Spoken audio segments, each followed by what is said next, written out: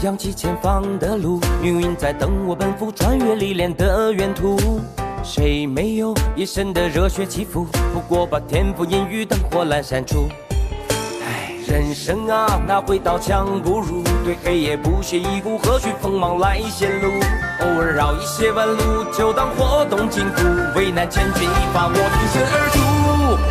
暗涌上心间，我随机应变，只用双拳也不必一身凡险。暗涌上心间，又何惧深渊？不露声色，依然执我手中拳。暗涌上心间，冷静理周全，闲庭信步，照耀无畏越天堑。暗涌上心间，若逆战难免，兵来将挡，水来土掩才稳健。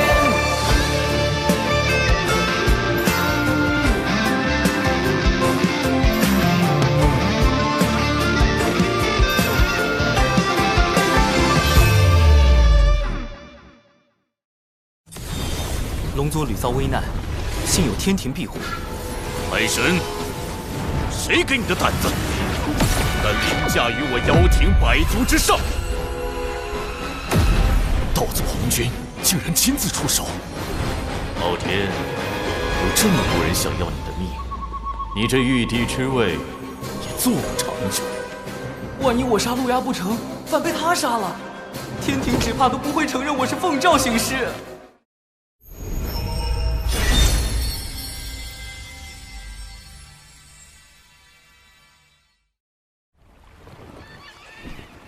冷静，不慌，要除掉陆牙，得先对付他的法宝——斩仙飞刀。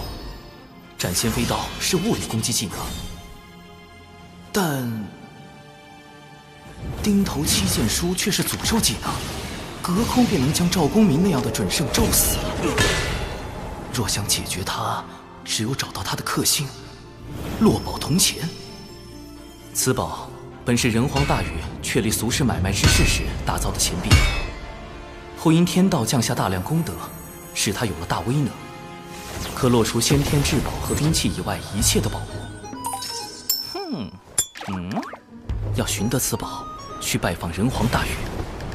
前方便是火云洞，历代人皇隐居修炼之处。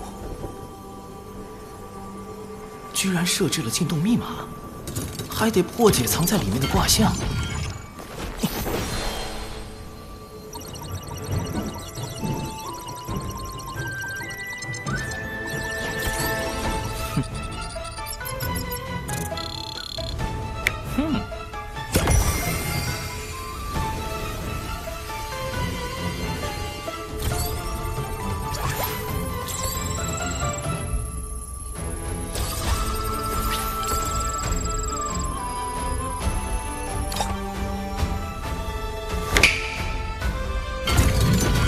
上隐下潜，是火在天上之卦。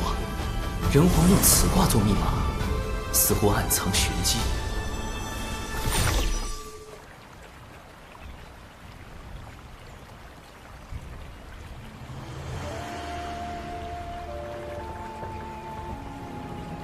晚辈长庚，现为天庭海神，特来拜会本族先皇。海神既是东周人族，为何以纸人行事？是不信人族，还是不信你身后的天庭？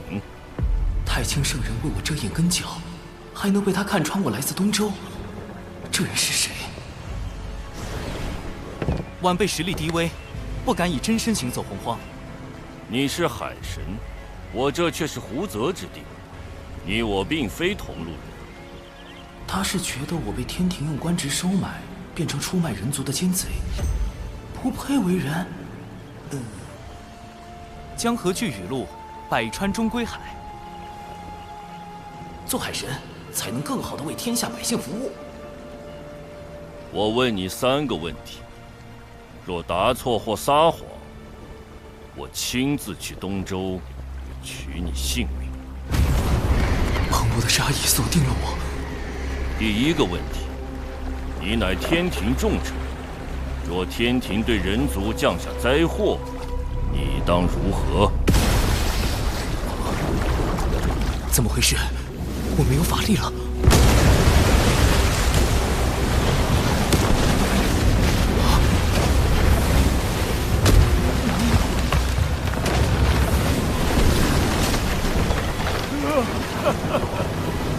妖皇陛下，让老天爷停一停雨吧。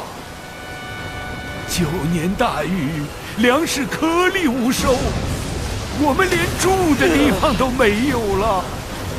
妖皇？难道我回到了妖庭执掌天地的时候？老伯，小心！小伙子，别浪费力气，人是跑不过洪水，跑不过天的。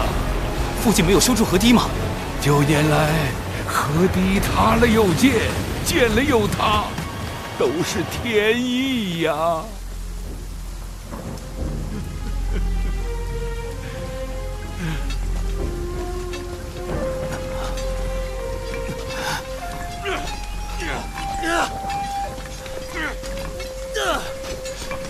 这些人怎么不逃？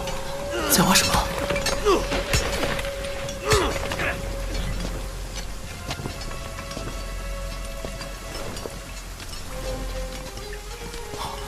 是了，决山泄洪，排水入海。老伯，人无法决定天灾，但能以人力度灾祸。你看，他们都在和天搏命。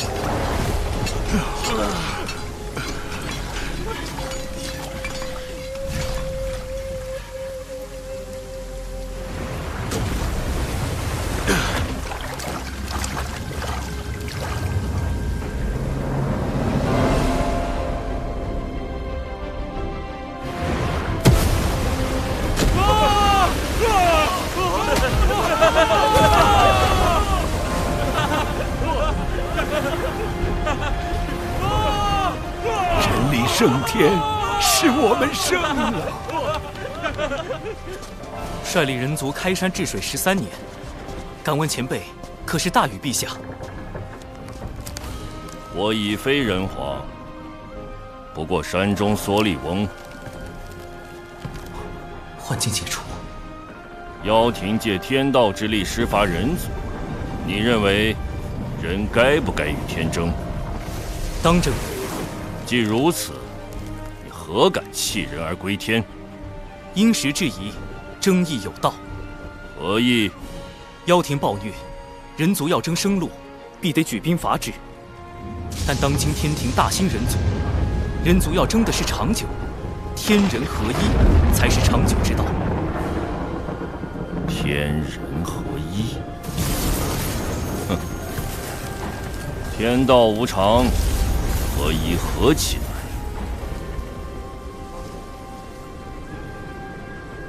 这第一个考验，我好像是通过了。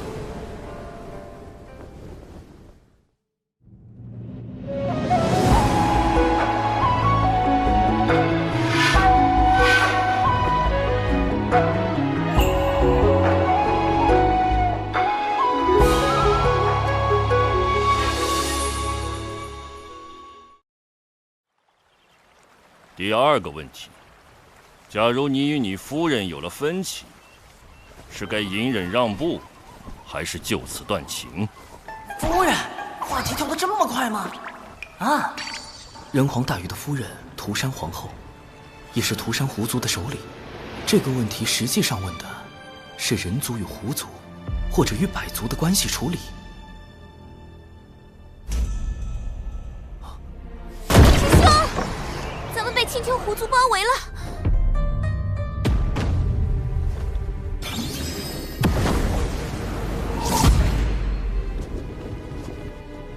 我青丘先祖乃圣母宫上仙，外戚涂山氏是人皇大禹的皇后，你们竟敢私自囚禁我族功德狐女，速速将她交出来，否则我们便请圣母女娲、涂山皇后来主持公道。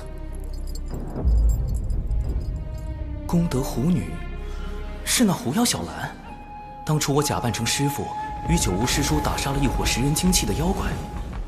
小兰就是他们的大姐，因她身怀祖传功德，不可斩杀，至今仍镇压在门内。这才是第二问的真正考验。若我加剧人族与狐族的矛盾，只怕要引来圣母娘娘、涂山皇后、人皇大禹的3重围杀。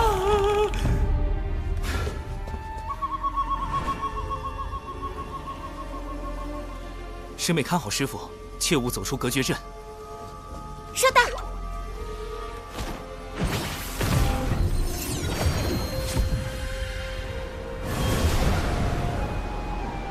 臭老头，你害我妹妹们的时候多威风呀！不出口恶气，我可不会离开渡仙门。季掌门，你看着办了。你威胁我们？奴家可不敢，但青丘狐族敢不敢，那就不一定了。道友心中恶气来自何处？你未约束姊妹作恶，导致他们业障缠身，此事你可认？我是有错，但杀了他们的人是……你姊妹都已洗清业障转生，来世重回正途修行，可算善果。倒也有理。不对，你们还关了我这么多年。闭关思过乃是修行常事，你真正怨恨的是深夜漫漫，你独处其中，没了身旁小妖阿谀奉承，没了世俗繁华之景。道友，可是如此？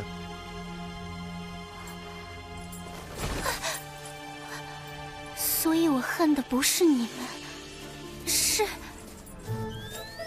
是寂寞。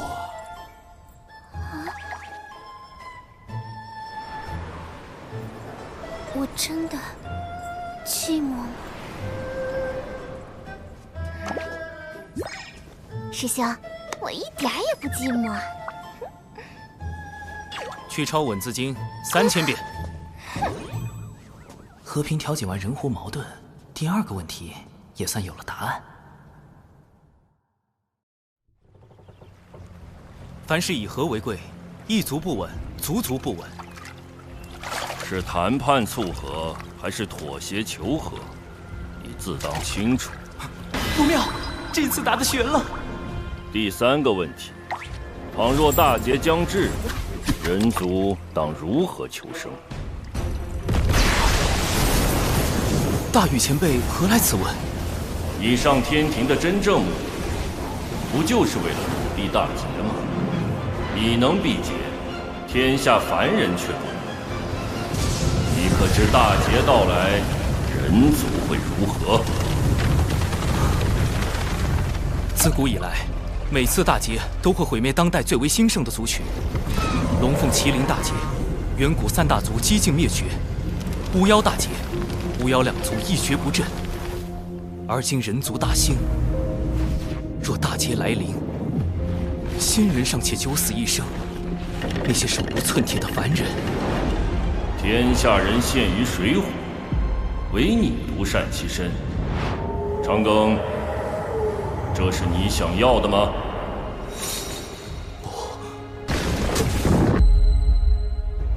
不，我想活命，也想更多人能活下去。可我还是太弱了，借力谋划100年，也才刚刚触及天庭的门槛。在圣人，在天道面前，我始终都是蝼蚁。兄长们曾说，人字一撇一捺，撇是羸弱之躯，捺是铮铮傲骨。天不与光，遂仁兄钻木取火，妖绝人路，伏羲兄自古虔诚。瘟疫祸乱，神农兄尝百草著医书，武纵强敌，轩辕兄举剑伐之。吾等便是人族之薪火，薪火不息，人族不灭。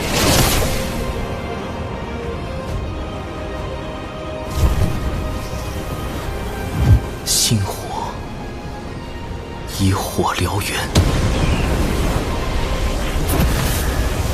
若拿到落宝铜钱，除掉陆压，他与封神大劫关联的情节必然会改变。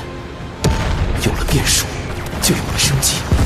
晚辈现下正追杀一个足以影响大劫的人，一旦事成，大劫来临时，人族或可出现求生之机。只是要杀此人，晚辈还需寻到一件法宝。这一问，你回答得很好。伏羲兄早已算到你前来之事，你所求法宝尚未出世，他为你卜了一卦，将卦象留在洞口。你可凭此卦寻觅法宝降世之处。人皇伏羲，据说他知天术，明占卜，还是圣母女娲兄长的转生人身。他竟然早就算到我在找落宝铜钱。洞口的卦象，难道就是上离下乾，是我在天上之卦？我势破天，正如落宝铜钱破大劫。大禹前辈的3问，除了判断我这个海神对于人族的立场，更想指引我看清落宝铜钱对于人族的意义。长庚，你在天庭亦是前路艰难，里面是我从前的治水之物，许能助你治理四海。切记，你是人族，亦是星火。晚辈铭记于心，多谢大禹前辈。西坊教利用妖庭百足多次，我凭何信你？一个法宝，一段机缘。二师尊推演出太子的未来，将因一个法宝而产生变数。如今此宝将到出世之时。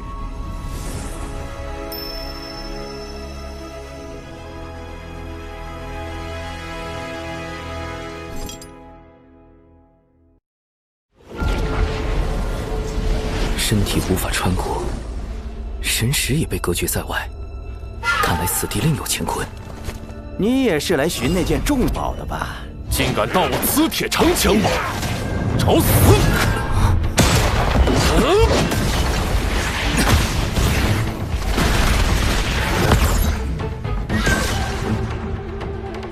自寻死路！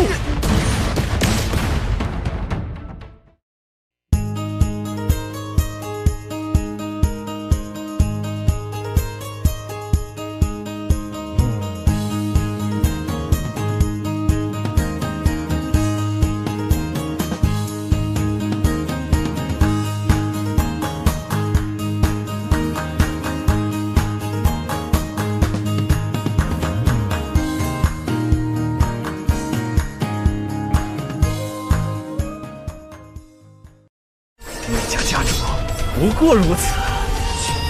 哦，苏家还藏着位高手啊！安和宋上师。